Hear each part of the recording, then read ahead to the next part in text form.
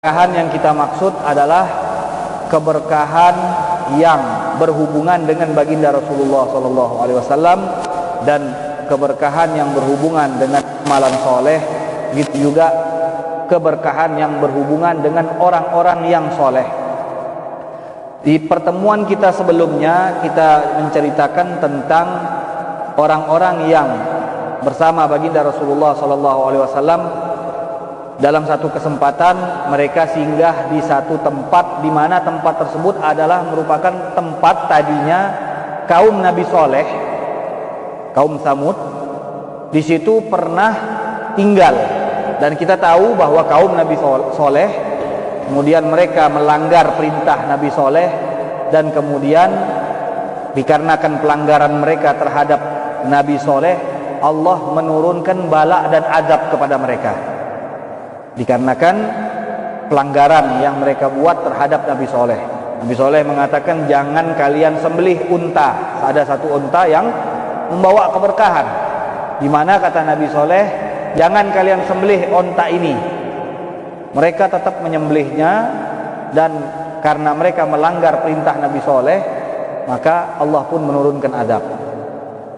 Nah, dari cerita kemarin kita tahu bahwa Rasulullah pada saat melihat sahabatnya bersama dengan Nabi singgah di tempat yang pernah di situ turun azab, Nabi melihat para sahabat mengambil air dari sumur-sumur yang ada, dan para sahabat juga mengambil gandum dari tempat-tempat yang di situ pernah diturunkan azab.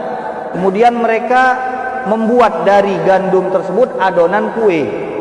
Rasulullah bertanya kepada para sahabat, dari mana kalian mendapatkan air? Dari mana kalian mendapatkan gandum? Mereka menjawab, kami dapatkan dari tempat-tempat ini ya Rasulullah. Kata Rasulullah, kalau begitu air yang sudah kalian ambil dari tempat-tempat ini buang. Dan adapun adonan kue yang ingin kalian buat tadi, berikan kepada onta-onta tunggangan-tunggangan kalian. Jangan kalian makan. Dan ambillah air dari sumur yang onta Nabi Soleh meminum darinya. Lihat di sini bagaimana Rasulullah mengarahkan mereka kepada satu tempat di mana tempat tersebut ada keberkahan. Rasulullah mengatakan, tempat yang diturunkan azab itu jangan kalian ambil darinya, dan kalau kalian melewati tempat tersebut, lewatlah dengan cepat dan dalam keadaan takut kepada Allah Subhanahu wa taala. Nah, kemudian ambillah air dari sumur yang pada saat itu onta Nabi Soleh meminum darinya. Nah, dari sini kata para ulama menyimpulkan bahwa di dalam hadis ini mereka, para sahabat, diperintahkan untuk mengambil air dari tempat-tempat yang di situ ada keberkahan. Nah, di antara keberkahan itu adalah tempat yang unta Nabi Soleh pernah meminum di sumur tersebut. Nah, itu dijadikan tempat berkah oleh Rasulullah SAW, sehingga para sahabat diperintahkan untuk meminum darinya dan jangan minum dari tempat lain. Kemudian kemarin juga kita menceritakan bagaimana Bani Israel pada saat mereka berperang, maka mereka akan menghadirkan bersama mereka peti, dan peti ini apa yang mereka bawa ini adalah peti peninggalan. Di dalamnya ada peninggalan Nabi Musa dan Nabi Harun. Di dalamnya ada baju, ada jubah, ada sendal, ada tongkat milik Nabi Musa dan Nabi Harun. Dan di dalam peti ini hanya itu saja isinya.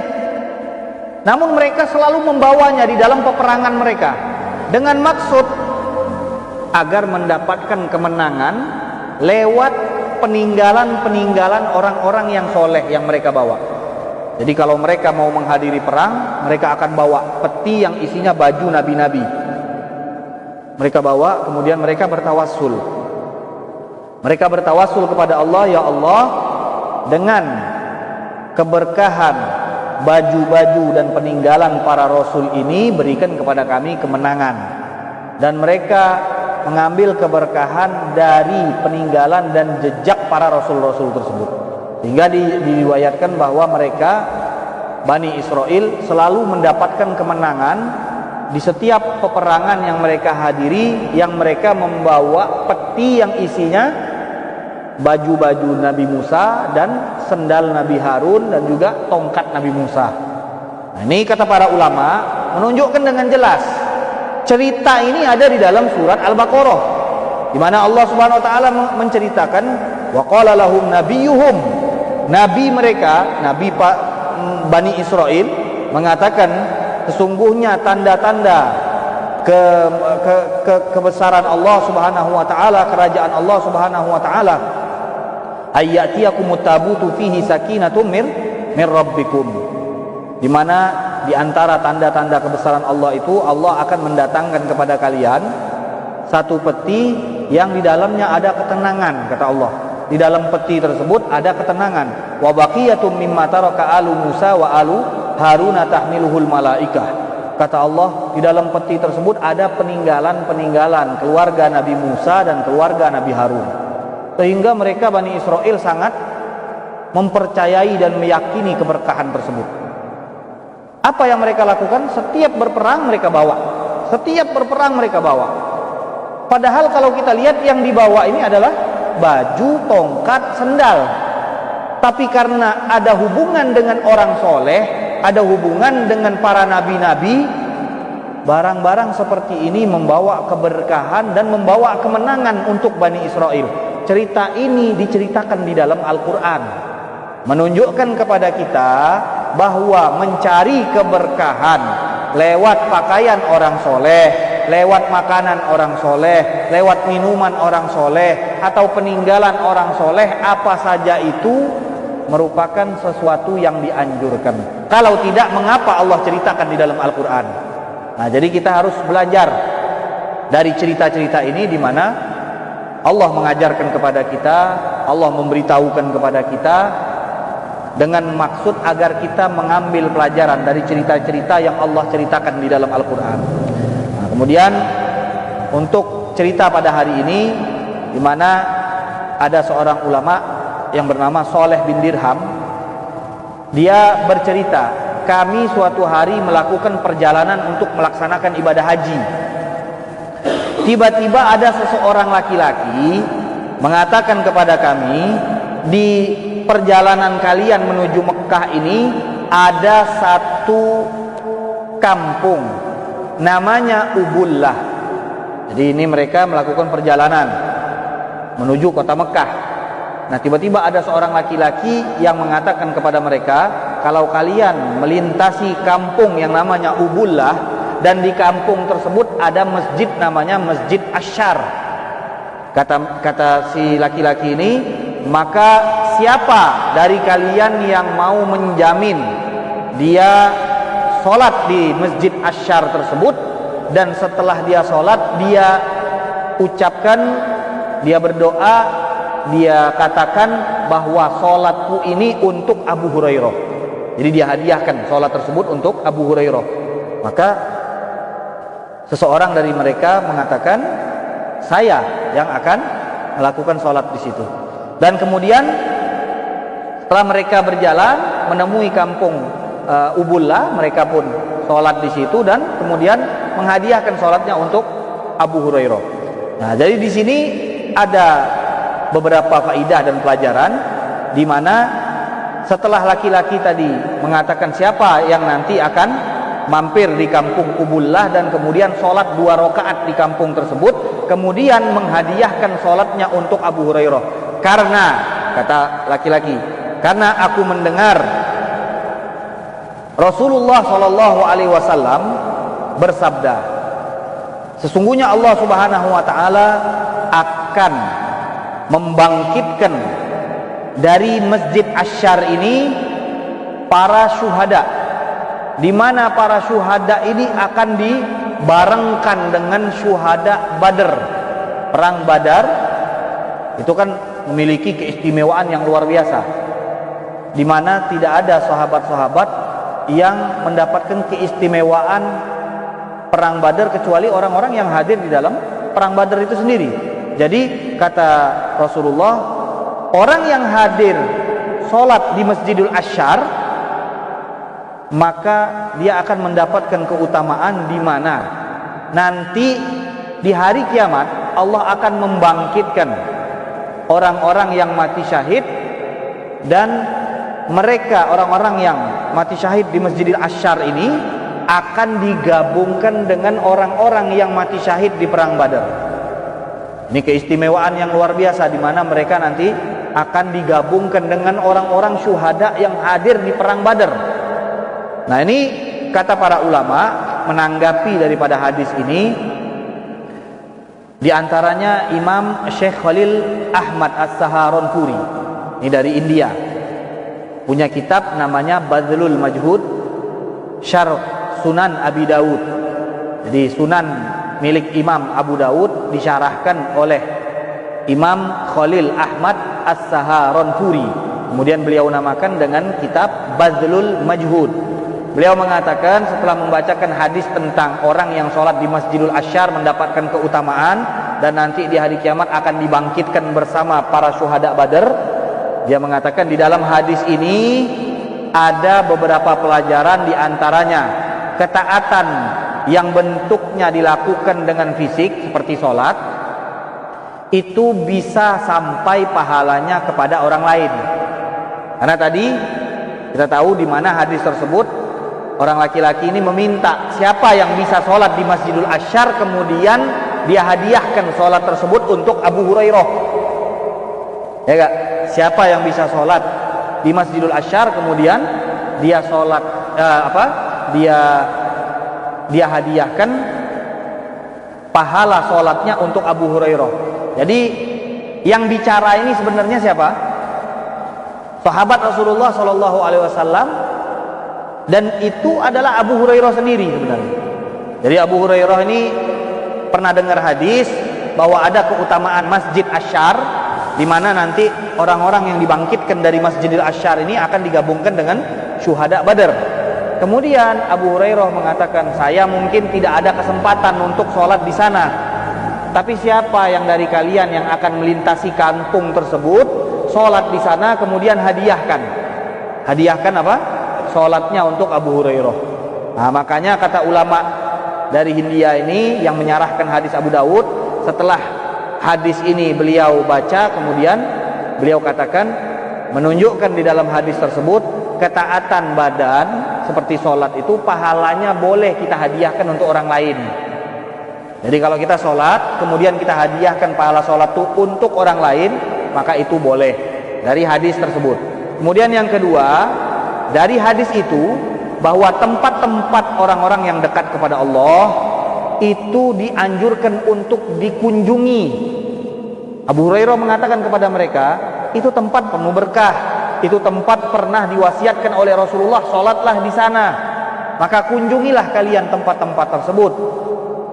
Wa yutabarrak biha, dan tempat-tempat itu perlu kita ambil berkah darinya, lewat sholat di dalamnya, lewat duduk iktikaf di dalamnya. Yang penting kalau ada tempat-tempat baik, jangan lupa untuk berkunjung ke tempat-tempat tersebut. Tempat orang soleh atau masjid-masjid yang di dalamnya pernah sholat di dalamnya orang-orang yang soleh, maka jangan kita sia-siakan. Pergi ke tempat-tempat tersebut, kunjungi orang-orang yang soleh, niscaya kita akan mendapatkan keberkahan. Nah, ini dalil di mana mereka para sahabat tahu betul bagaimana Rasulullah SAW memberikan pesan, dan pesan tersebut mereka amalkan. Di antara pesan Rasulullah untuk mengunjungi tempat-tempat yang baik, untuk meminum dari tempat-tempat yang baik, untuk membuat makanan dari tempat-tempat yang penuh dengan keberkahan. Nah, ini anjuran dari baginda Rasulullah SAW. Nah, berikutnya, kalau kita mendengar ada orang-orang yang mengucapkan kami berada di dalam keberkahan Rasulullah SAW, kami berada di dalam keberkahan Rasulullah SAW, apakah orang tersebut termasuk orang yang sudah sesat atau orang yang sudah melakukan kesyirikan? Naudzubillah min dzalik. Jadi ada kadang-kadang orang mengatakan kita ini berada di dalam keberkahan Rasulullah SAW. Nah, maka di sini Abu Yasin Muhammad bin Ali Al-Maliki menjelaskan kepada kita, kalau ada orang mengatakan kami berada di dalam keberkahan Nabi, atau kita ma'ana barakatu Rasulillah, kita ini bersama keberkahan Rasulullah sallallahu alaihi wasallam. Kalimat-kalimat yang semacam ini dijawab oleh Abu Ya Maliki dengan menukil kalimat dari Syekh Ibn Taimiyah. Syekh Ibn Taimiyah menanggapi pernyataan orang yang mengatakan kita berada di dalam keberkahan Nabi, kita ini bersama dengan keberkahan Nabi. Kalimat-kalimat yang seperti ini, kata Syekh Ibn Taimiyah, kalau yang dimaksudkan adalah kita berada di dalam keberkahan Nabi karena Nabi yang memberi petunjuk, karena Nabi yang mengajarkan kita, karena Nabi yang memberitahukan kita akan yang ma'ruf dan mencegah kita akan yang mungkar, maka dengan keberkahan kita mengikuti Nabi, taat kepada Nabi, terjadilah kebaikan-kebaikan yang sampai kepada kita ini. Maka pernyataan yang seperti ini, kata Ibn Taimiyah, tidak masalah. Atau misalkan ada orang yang mengatakan kami ini berada di dalam keberkahan Nabi, yang dia maksud adalah berkat doanya Nabi atau berkat kesolehan Nabi, maka itu pun tidak jadi masalah. Jadi kalau ada orang memaksudkan dari omongannya seperti itu, maka itu tidak masalah. Nah, yang jadi masalah, kata Ibn Taimiyah, kalau ada orang yang mengatakan kami berada di dalam keberkahan Nabi dan dia menganggap Nabi itu seperti Tuhan. Ya, yang jelas yang seperti ini sebenarnya nggak ada. Jadi ini sebetulnya hanya kekhawatiran yang berlebihan. Karena belum pernah kita menemukan dari awal umat Nabi Muhammad SAW, yaitu dari kalangan sahabat, yang kita tahu pengagungannya, penghormatannya terhadap Rasulullah SAW begitu tinggi, begitu semangat mereka memuliakan Nabi, tapi belum ada cerita orang nyembah Nabi Muhammad SAW atau menganggap Nabi sebagai Tuhan. Belum ada ceritanya. Kalau orang menganggap Nabi Isa sebagai Tuhan, itu banyak. Tapi orang menganggap Nabi sebagai Tuhan, itu belum ada. Tidak ada yang menganggap Nabi Muhammad sebagai Tuhan. Sebodoh-bodohnya Muslim, maka kita tahu baginda Rasulullah SAW memiliki keistimewaan, memiliki kemuliaan, memiliki keagungan. Beliau diagungkan Allah, beliau dimuliakan Allah, tapi beliau bukan Tuhan. Ini yang diyakini oleh orang Muslim. Nah, sehingga kadang-kadang makna yang dimaksudkan oleh Ibn Taimiyah ini, yaitu apabila ada orang yang mengatakan kami di dalam keberkahan Rasulullah dan dia menganggap bahwa Rasulullah itu seperti Tuhan di dalam memberikan keberkahan, maka kata Ibn Taimiyah yang seperti ini yang salah. Dan kita pun akan menyangkal bahwa tidak ada orang Muslim yang mengatakan kami di dalam keberkahan Rasulullah dan dia menganggap Rasulullah sebagai Tuhan. Yang kita yakini adalah pada saat kita mengatakan kita berada di dalam keberkahan Rasulullah, artinya kita umat Muslim mendapatkan kemuliaan, mendapatkan kehormatan di sisi Allah Subhanahu Wa Taala itu karena Rasulullah Sallallahu Alaihi Wasallam. Kita masuk surga itu berkahnya Rasulullah Sallallahu Alaihi Wasallam. Kita menjalankan perintah Allah Subhanahu Wa Taala yang membuat kita masuk ke surganya Allah Subhanahu Wa Taala itu berkat jasa dan berkahnya Rasulullah Sallallahu Alaihi Wasallam. Jadi sekali lagi, kalau ada orang Muslim yang mengatakan, yang takut kalau kita ngambil berkah dari Rasulullah, ditakutkan kita ini syirik, itu sebenarnya bentuk kekhawatiran yang berlebihan. Nah, jadi kita perlu tahu betul, kalau orang menganggap Nabi sebagai Tuhan, dia syirik. Sepakat semua ulama, tidak boleh ada yang khilaf, tidak boleh ada yang berbeda pendapat. Kalau ada yang menganggap Nabi sebagai Tuhan, maka kelompok mana saja, yang penting dia agamanya Islam, alirannya apa saja, kalau dia agamanya Islam, pasti mengatakan itu sebuah kesyirikan. Tapi sekarang masalahnya ada orang-orang yang menganggap pernyataan yang di dalamnya tidak ada kesyirikan, tapi dia paksakan untuk memahami kalimat tersebut mengandung kesyirikan. Seperti tadi, kalau ada orang Muslim mau ngambil berkah Nabi, lewat apa?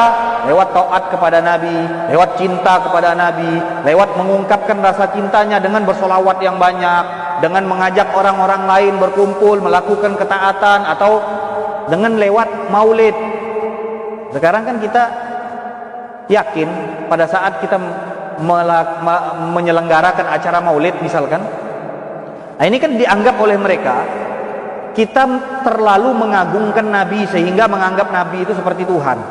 Padahal ada nggak Muslim yang menyelenggarakan acara maulid, menganggap Nabi sebagai Tuhan? Tanyakan, silakan. Dari sekian banyak umat Islam yang menyelenggarakan acara maulid, tanyakan satu persatu, ada tidak di dalam akidah mereka yang meyakini Nabi sebagai Tuhan? Nah, ini kan perlu jadi apa? Evaluasi kita orang Islam. Karena sebenarnya hal-hal yang seperti ini menyibukkan kita dari hal-hal yang penting. Setiap tahun yang dibahas, perlu ada maulid atau tidak ada maulid, maulid itu bid'ah atau tidak bid'ah. Setiap tahun tidak capek-capek orang Islam. Setiap tahun. Nanti masuk bulan Rajab begitu juga dibahas Isra Mi'raj, bid'ah atau tidak bid'ah. Bulan Maulid gitu juga, bid'ah atau tidak bid'ah. Makin banyak, makin gencar yang bilang bid'ah, makin banyak yang buat maulid. Alhamdulillah. Karena tidak ada orang yang menganggap itu sebuah hal yang berbentuk ibadah. Jadi kalau kita ditanya, apa itu acara maulid? Kita akan jawab, itu adalah satu adat, satu kebiasaan umat Islam berkumpul di bulan maulid dengan membacakan sejarah Nabi, kemudian ada tausiah, kemudian ada makan-makan bersama. Apa salah kebiasaan yang seperti ini? Kata mereka gini, kalau cuma ngumpul-ngumpul atas kebiasaan itu nggak masalah, tapi kalian menganggapnya sebagai ibadah. Jadi ada ibadah namanya sholat, ada ibadah namanya zakat, ada ibadah namanya haji, ada ibadah kata mereka bagi kalian, ada ibadah namanya maulid. Benar gak kita mengatakan maulid itu satu ibadah? Jadi maksud mereka ini ibadah yang kita buat sendiri. Jadi kita musyawarah nih, masjid ini musyawarah, kita buat satu ibadah baru namanya ibadah maulid. Ada nggak orang Islam yang beranggapan seperti itu? Apa sebaliknya di dalam keyakinan kita, maulid itu adalah kebiasaan kita di bulan maulid atau di malam Jumat pada umumnya di tempat-tempat di negara lain, malam Jumat mereka mengadakan maulid dan mereka meyakini pada saat melakukan maulid dengan kata-kata maulid acara yang kita ketahui itu bukan ibadah. Jadi nggak ada yang namanya ibadah maulid tandingan ibadah sholat, nggak ada. Semua dari kita tahu kalau maulid itu adalah kebiasaan, adat yang di dalamnya orang muslim duduk bersama, kumpul, kemudian membaca sejarah Nabi, kemudian ada yang ceramah, kemudian makan-makan bersama. Kira-kira nih kita nih duduk, apa bedanya kita duduk kumpul dengan kita duduk kumpul maulid dengan yang sekarang? Ada beda nggak? Habis ini kita makan, ya nggak? Habis ini kita makan. Nah kalau kita lihat kumpul, kemudian membaca ilmu Rasulullah, ya nggak? Hanya bedanya kalau maulid membaca sejarah Rasulullah, kalau di sini membaca ilmu Rasulullah.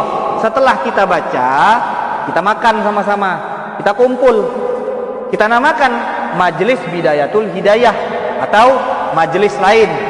Kita namakan nama kumpulnya kita ini, kita namakan. Oh kata dia, kalau majelis itu nggak apa-apa, karena kalau majelis itu kalian nggak menganggapnya ibadah majelis Bidayatul Hidayah, bukan kata mereka. Padahal kan sama aja, itu hanya nama yang mereka bahas, hanya masalah nama. Jadi sekarang kalau kita bilang ini majelis, mereka tidak masalah. Tapi kalau kita ganti, ini namanya maulid, wah itu ibadah kata mereka. Nah, itu tidak boleh. Padahal sama saja yang seperti ini juga, yang namanya maulid ya seperti ini. Kita duduk, kita baca maulid itu isinya apa? Coba pahami yang kita baca dari awal itu isinya apa? Dari Alhamdulillahil Qawi Sultanuh Al-Mab'ud, itu dari Alhamdulillahil Qawi Sultanuh sampai akhir semuanya cerita Nabi dari mulai sebelum lahir sampai Rasulullah wafat. Dan di akhir daripada bab diceritakan akhlak-akhlak Rasulullah SAW. Itu yang kita baca setiap hari pada saat kita berkumpul maulid. Di mana salahnya ketika ada orang berkumpul membaca sejarah Nabi mereka, berusaha untuk mengenal Nabi mereka, berusaha untuk mendekatkan diri kepada Nabi mereka, berusaha untuk mencintai Nabi mereka dengan berkumpul, membaca sejarahnya, dan kemudian makan-makan bersama. Dengan acara ini kita semakin bersatu, semakin memperkokoh persatuan kita. Kita lihat banyak sekali efek-efek positifnya. Nah, yang penting mereka itu menjadikan poin kesalahannya, Maulid ini kata mereka kita anggap sebagai ibadah, kita anggap sebagai ibadah baru yang kita buat-buat, kata mereka. Padahal kan jelas kita tidak menganggap Maulid itu sebagai ibadah. Kita menganggap Maulid itu sebagai adat atau kebiasaan orang muslim berkumpul, kemudian mereka membaca sejarah Nabi mereka, dan kemudian ada penceramah, ditutup dengan makan-makan bersama. Sama acara-acara lain juga seperti itu. Majelis ini juga seperti itu. Kenapa majelis-majelis mereka tidak dilarang? Kalau seandainya majelis mereka habis majelis ada makan-makan, sama nggak modelnya dengan Maulid? Namanya saja beda. Namanya saja beda. Oh enggak, kata mereka. Lain. Di Maulid itu ada qasidah.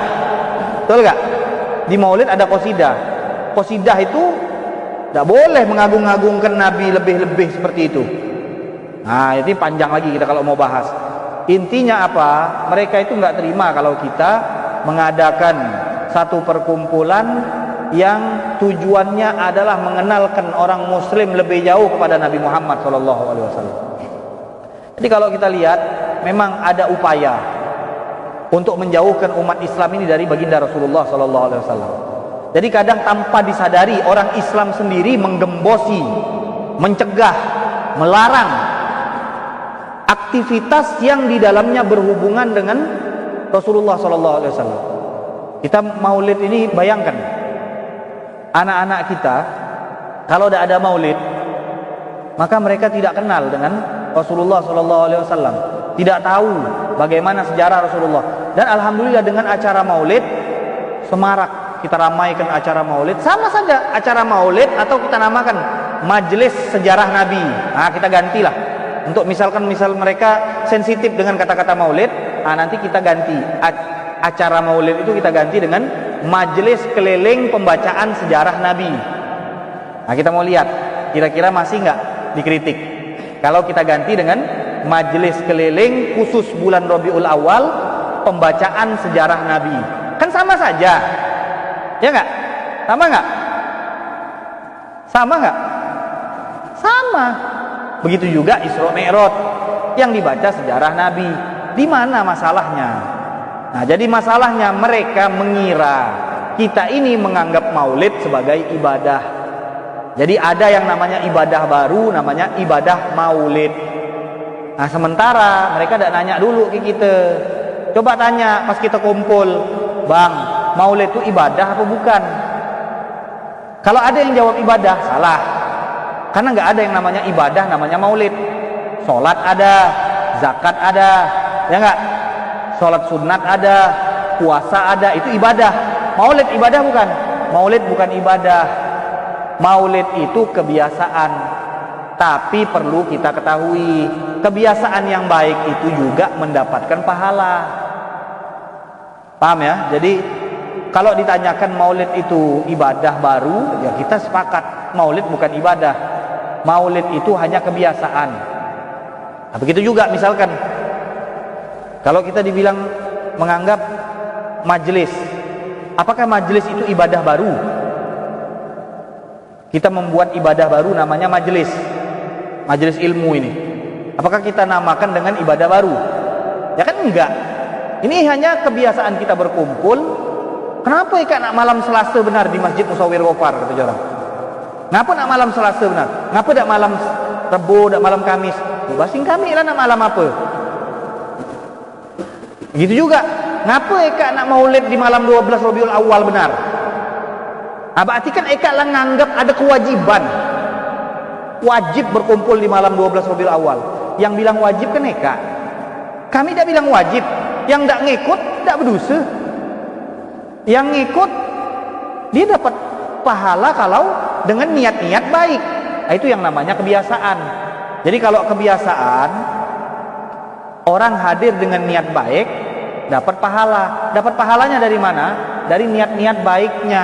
Jadi orang hadir maulid, kalau dengan niat-niat baik, dia niat sebelum hadir maulid untuk mengenal lebih jauh siapa Rasulullah, untuk berkumpul bersama orang-orang muslim yang satu agama, untuk bersilaturahmi dengan orang-orang muslim, untuk duduk dengan orang-orang muslim, untuk saling mencintai kepada orang-orang muslim, untuk nanti kalau saya datang ketemu orang muslim bisa memberikan salam lebih banyak kepada orang muslim.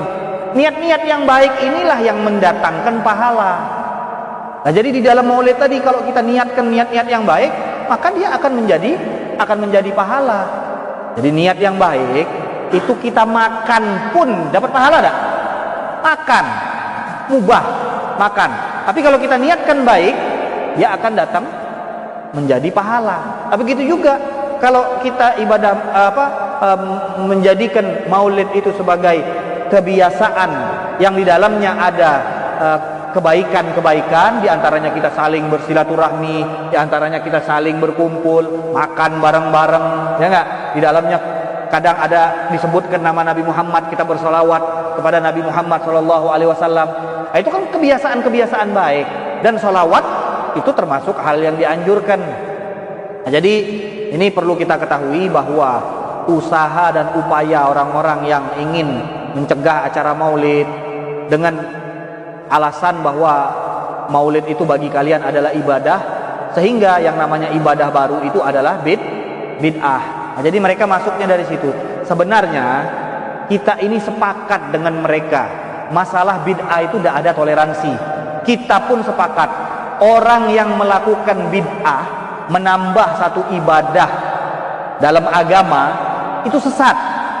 Misal Allah mewajibkan kepada kita sholat 5 waktu. Kata kita dah, aku nak 6 waktu nak aku tambah. Macam agak jauh dari subuh ke zuhur tu. Kelak di duha nak aku tambah sholat duha fardu. Itu menambahkan satu ibadah di dalam syariat.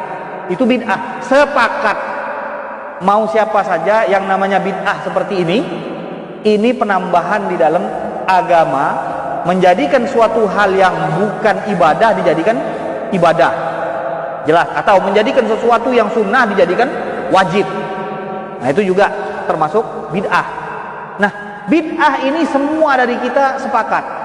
Jadi pada saat mereka mengatakan ini bid'ah, itu bid'ah, kita sepakat kalau bid'ah itu harus dijauhi. Bid'ah itu adalah suatu kesesatan. Bid'ah itu bisa mengantarkan seseorang ke nerakanya Allah Subhanahu wa taala. Sepakat. Hanya saja kami tidak sepakat dengan bid'ah yang kau maksud. Kau itu punya definisi bid'ah beda. Jadi kalau bid'ah yang menurut ulama kami sepakat, tidak masalah. Tapi kalau bid'ah yang menurut Eka, ini yang kami tidak kawah. Karena bid'ah menurut Eka ini beda. Kalau ulama mengatakan bid'ah itu hal-hal yang tidak masuk di dalam syariat agama Islam yang umum dan yang khusus. Kan di dalam agama Islam ini ada hal-hal yang umum, ada hal-hal yang khusus yang sudah sampai kepada kita. Misal khusus, sholat 5 waktu itu khusus. Yang umum contohnya baca Quran. Umum, bebas, kapan saja boleh. Ya enggak? Umum. Jadi tidak boleh seseorang mengatakan misal baca Quran itu bebas, dibebaskan, bahkan diperintahkan untuk sebanyak-banyaknya membaca Al-Quran, karena nanti Al-Quran datang di hari kiamat sebagai pemberi syafaat orang yang getol membaca Al-Quran. Tak boleh dibatas-batasi membaca Al-Quran, sebanyak-banyaknya baca. Tapi kalau kita baca surat Yasin di malam Jumat, kata orang, ini bid'ah. Nah, lagi-lagi kita tidak setuju dengan bid'ah yang menurut mereka itu loh. Jadi kalau bid'ahnya kita anggap sesat, itu kita setuju.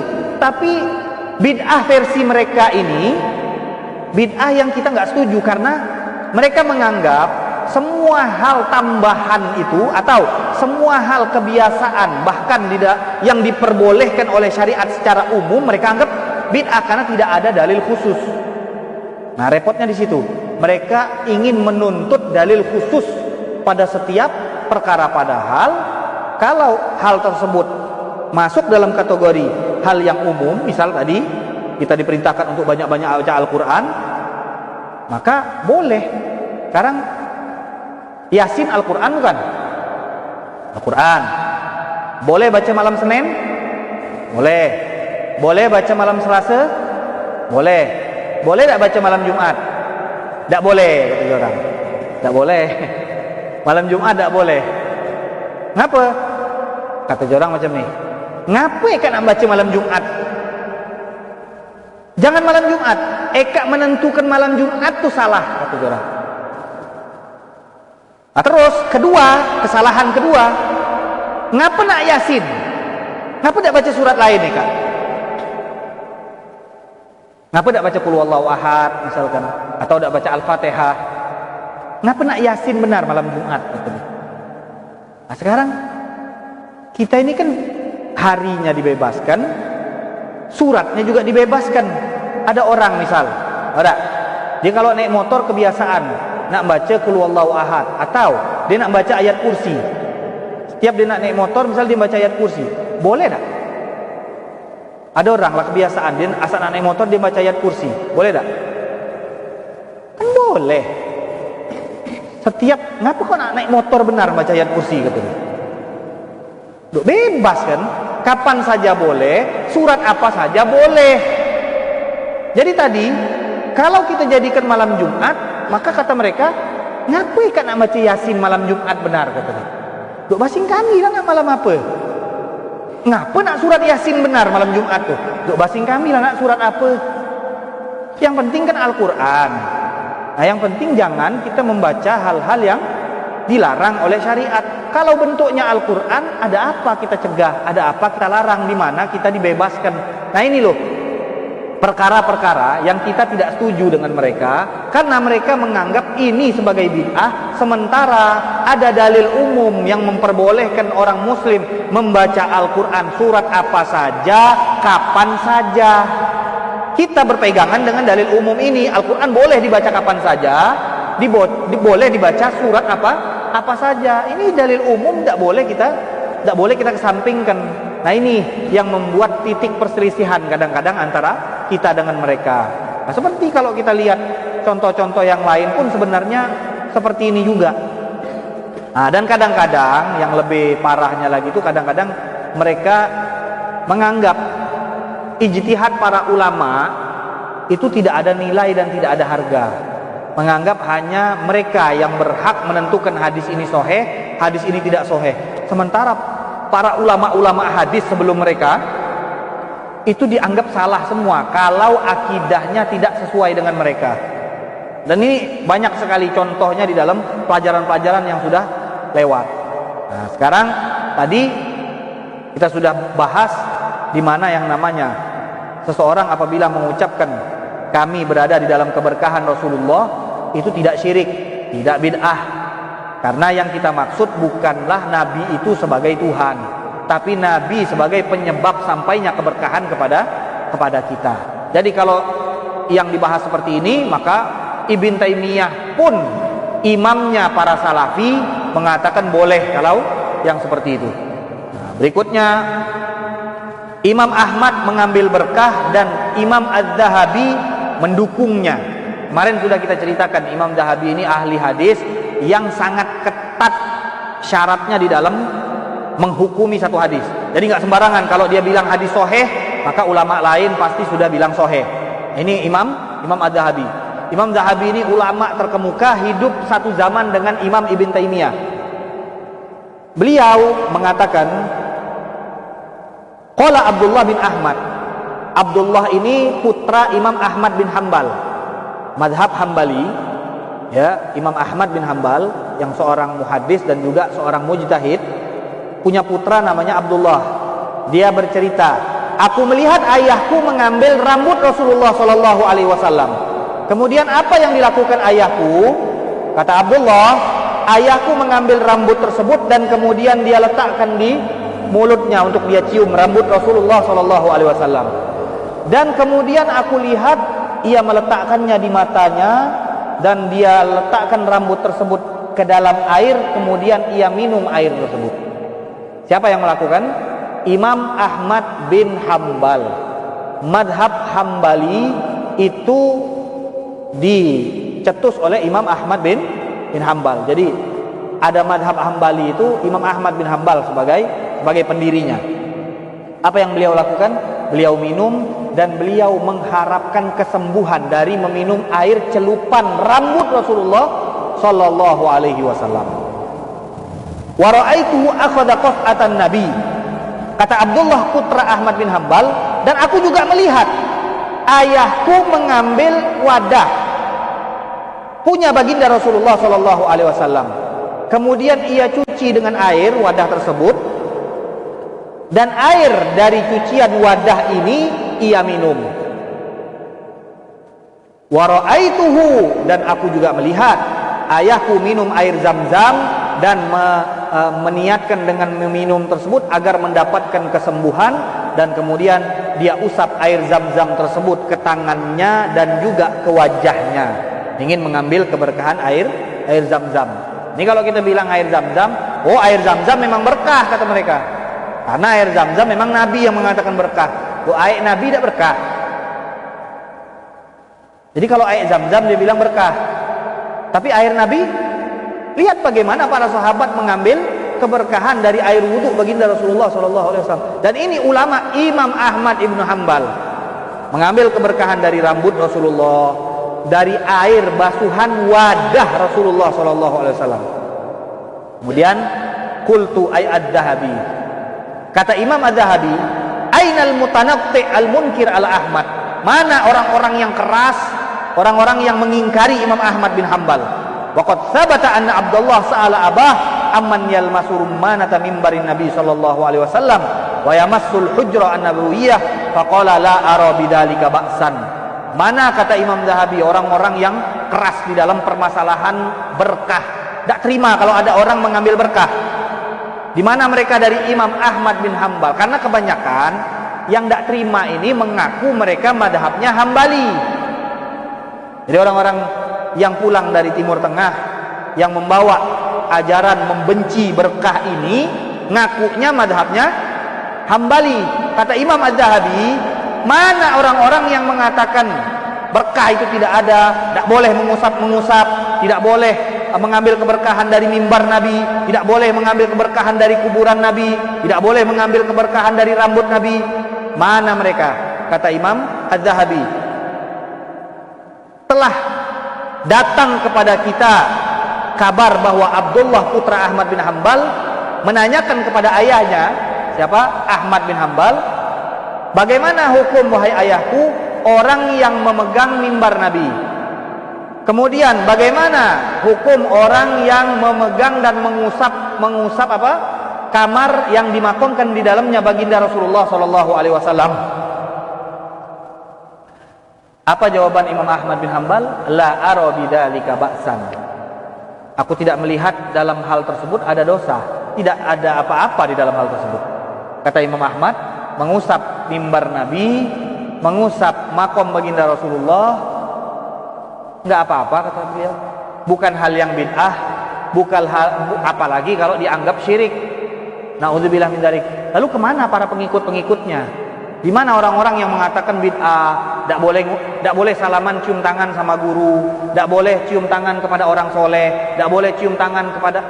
Di mana mereka dari Imam Ahmad bin Hambal yang menyatakan dengan jelas bahwa mengusap mimbar Nabi saja tidak apa-apa. Dan beliau sendiri diceritakan tadi mencium rambut Rasulullah, meminum air bekas celupan rambut baginda Rasulullah sallallahu alaihi wa ala alihi wasallam. Kesimpulannya kata Abu Maliki. Nah, ini mungkin bab akhir tentang tabarruk atau mengambil keberkahan. Kesimpulan kata Abu Maliki. Tabarruk dengan Nabi Muhammad sallallahu alaihi wasallam, mengambil berkah dengan peninggalan dan jejak atau sisa-sisa baginda Rasulullah sallallahu alaihi wasallam, dan dengan apa saja yang berhubungan dengan Nabi Muhammad sallallahu alaihi wasallam itu merupakan sunnah. Artinya yang dianjurkan, itu dianjurkan oleh para ulama. Wa tariqah mahmudah masyru'ah, Wa yakfi fi itsbati dzalika, dan cukuplah bagi kita dalil untuk hukum mengambil berkah kepada Nabi itu bahwa sahabat-sahabat Nabi Muhammad sallallahu alaihi wasallam melakukannya dan Nabi mendukungnya. Nabi mendukung sahabat-sahabat yang mengambil keberkahan. Bal wa amarahu marratan, kadang-kadang Nabi memerintahkan untuk mengambil keberkahan tersebut, dan kadang-kadang lewat isyarat, dan kadang-kadang lewat melakukannya. Jadi Nabi sendiri kadang mengambil keberkahan.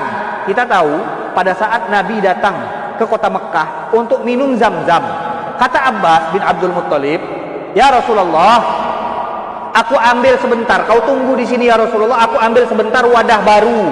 Karena wadah ini sudah diminum oleh orang-orang Islam yang berdatangan ke sini yang tidak tahu lagi berapa orang, berapa jumlahnya." Kata Rasulullah, "Biar aku minum dari wadah yang diminum oleh orang-orang Islam." Nabi juga mengharapkan keberkahan dari orang-orang Islam. Bayangkan, Rasulullah yang mengajarkan kepada kita untuk mengambil keberkahan bahkan dari orang-orang Islam yang mereka sama dengan kita.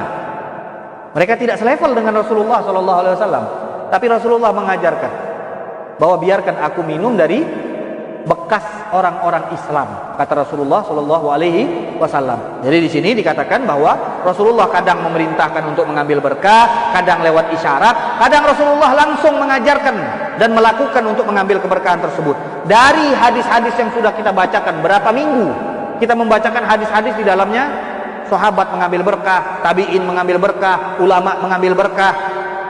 Maka nampaklah, kata Abu Maliki, kebohongan orang yang menganggap, orang yang perhatian dengan keberkahan, yang menganggap itu bernilai. Maka kata beliau sangat nampak kebohongan orang yang mengatakan itu bid'ah, itu syirik, apalagi tambah jauh. Bagaimana bisa dianggap syirik orang yang mengambil keberkahan dan tidak menganggap itu sebagai Tuhan? Bagaimana bisa dibilang itu suatu kesyirikan? Wa yahtam bi fi'lihi ahadun minas sahabah, dan mereka mengatakan bahwa sahabat itu enggak semuanya mengambil berkah Nabi Muhammad SAW. Itu hanya Abdullah bin Umar saja, kata mereka. Abdullah bin Umar saja, dan sahabat-sahabat lain tidak mendukung Abdullah bin Umar. Mari kita lihat di sini bahwa Abdullah bin Umar juga didukung oleh sahabat-sahabat yang lain. Ini merupakan kebodohan mereka akan hadis-hadis Nabi yang menceritakan tentang sahabat-sahabat besar yang mengambil keberkahan Nabi Muhammad SAW. Kata beliau, yang pertama kali sahabat yang dikenal mengambil keberkahan Khulafaur Rasyidun, 4 khalifah, Abu Bakar, Umar, Utsman, Ali. Keempat-empatnya ada hadis yang berkaitan dengan mereka berempat mengambil keberkahan dari Rasulullah SAW. Kemudian ada sahabat yang lain, Ummu Salamah, Khalid ibnul Walid. Kemarin kita ceritakan, dia ambil beberapa rambut dari ubun-ubun Rasulullah dan kemudian dia taruh di kopiahnya. Di dalam peperangan, di tengah kecamuknya peperangan, dia malah sibuk mencari kopiah. Setelah ditanyakan dan ditemukan kopiah tersebut, ternyata ini kopiah yang lusuh, kopiah yang sudah hampir rusak. Biasa saja kopiahnya, tidak ada nilai mewahnya. Tapi kata Khalid ibn Walid, tahukah kalian bagaimana cerita kopiah ini? Pada saat orang-orang rebutan ngambil rambut kanan, ada yang ngambil rambut kiri, maka aku berusaha mengambil rambut yang bagian depan Rasulullah SAW pada saat dipotong. Dan kemudian aku masukkan ke dalam kopiahku, kata Khalid ibn Walid. Dan sungguh, kata Khalid ibn Walid, dia bersumpah, tidaklah aku hadir satu peperangan dan aku bawa peci yang ada rambut Rasulullah SAW kecuali Allah memberikan kemenangan di dalam peperangan yang aku hadiri tersebut.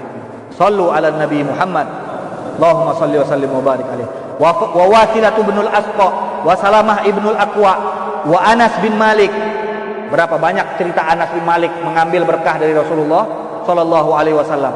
Wa Ummu Sulaim, ibu Anas bin Malik, wa Usaid ibnu Hudair, wa Sawad ibnu Ghaziyah. Kemarin di perang Uhud, kita tahu ada satu sahabat yang sepertinya sengaja dia keluar dari barisan agar supaya ditegur oleh Rasulullah SAW. Setelah ditegur, dia katakan, ya Rasulullah, kau menegurku dengan tongkat dan itu menyakitkanku. Tolong aku mau balas ya Rasulullah. kau itu diutus dengan adil. Kalau kau melakukan satu menyakitkanku, maka aku juga akan membalasnya Rasulullah.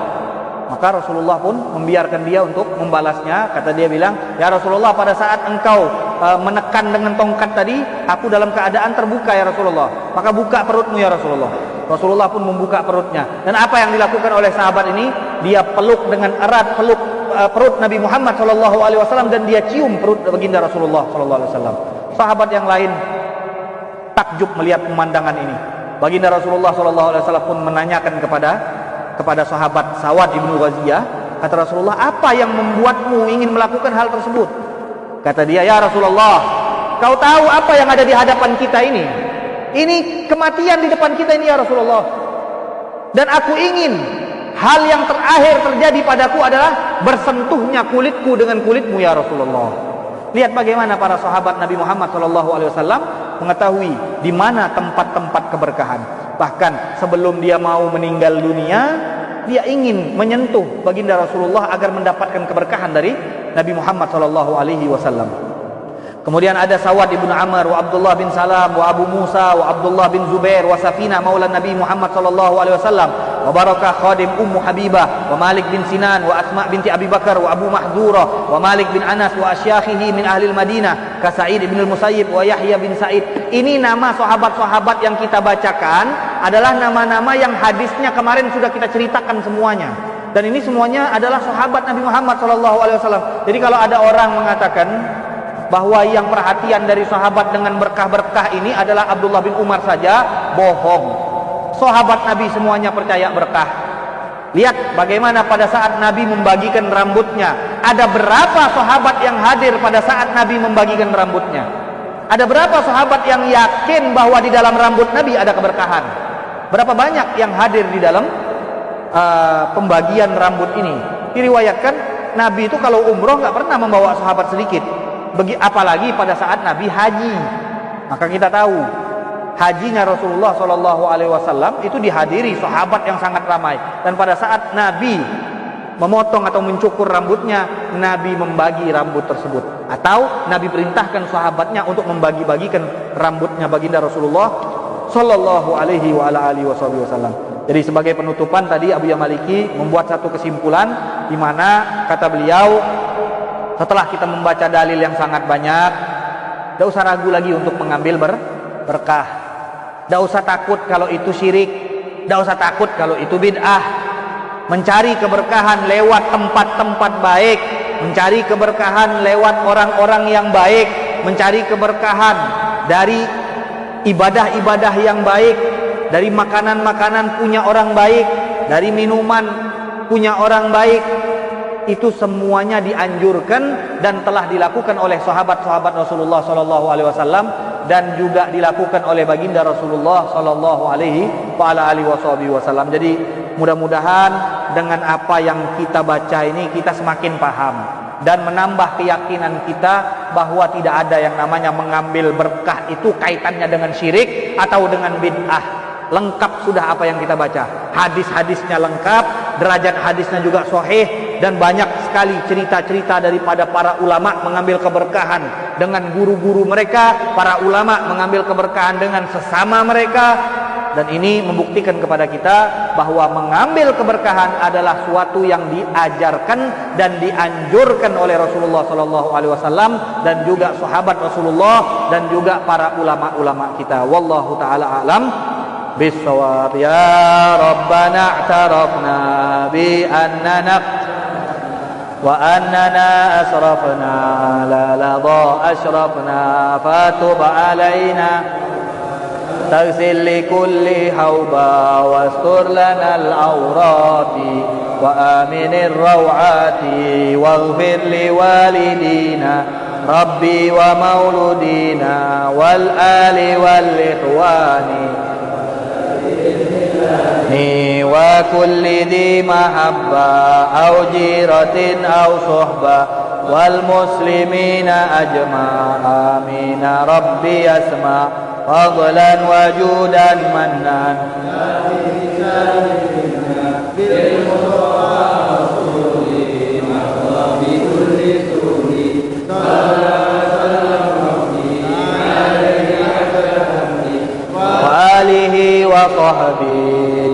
tasyis suhbi walhamdulillahi fil bad'i wat tanahi walhamdulillahi fil bad'i wat tanahi. Untuk informasi majelis kita selanjutnya, mungkin untuk hari malam Rabu, malam Kamis kita liburkan dulu. Juga nanti malam Sabtu kita akan kedatangan tamu istimewa Ustadz Abdul Somad, dan kita juga sudah menyelenggarakan acara tabligh akbar.